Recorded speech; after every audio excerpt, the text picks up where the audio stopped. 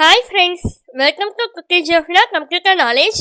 இந்த வீடியோல நம்ம என்ன பார்க்க போறோம்னா மைக்ரோசாஃப்ட் எக்ஸல்ல இப்போ நான் இங்க ஸ்கிரீன்ல டிஸ்ப்ளே பண்ணிருக்கேன். ஒவ்வொரு ரோஸையும் தனித்தனியா நான் மெர்ஜ் பண்ணணும். அதுக்கு என்ன பண்ணலாம்? இப்போ ஃபுல்லா ஒன் பை ஒன்னா ரோஸ் ஒவ்வொரு செல்லா செலக்ட் பண்ணிட்டு மெர்ஜ்ன்னு நான் கொடுக்குறேன். ஸோ இது போல நம்ம செய்யும்போது நமக்கு டைம் தான் வேஸ்ட் ஆகும். அதே போல ஒர்க்கும் டிஃபிகல்ட்டா இருக்கும். ஸோ இதை நம்ம ஒரே கிளிக்ல எல்லாத்தையும் எல்லா ரோஸையும் மெர்ஜ் பண்ணுறது எப்படி அப்படின்றதான் இந்த வீடியோவில் நம்ம பார்க்க போகிறோம். இதுக்கு ஃபர்ஸ்ட்டு எந்த ரோஸ் வரைக்கும் நம்ம மெர்ஜ் பண்ணுமோ அந்த செல் ஃபுல்லாக செலக்ட் பண்ணிக்கோங்க.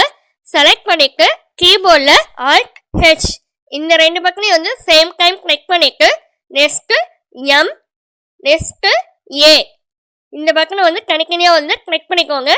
இப்போ நீங்கள் கிளிக் பண்ண உடனே நம்ம செலக்ட் பண்ணுற செல்ஸ் எல்லாமே ஒவ்வொரு ரோஸும் தனித்தனியாக மெர்ஜ் ஆயிடுச்சு.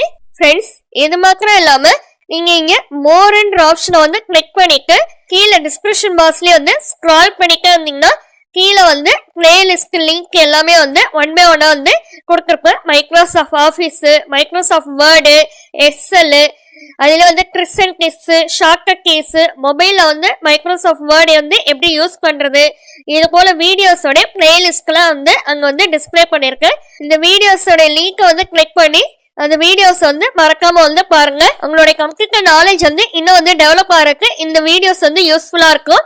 ஓகே ஃப்ரெண்ட்ஸ், இந்த வீடியோ பிடிச்சிருந்துச்சுன்னா லைக் பண்ணிக்கோங்க, உங்கள் ஃப்ரெண்ட்ஸ்க்கும் ஷேர் பண்ணிக்கோங்க, சப்ஸ்கிரைப் பண்ணிக்கோங்க.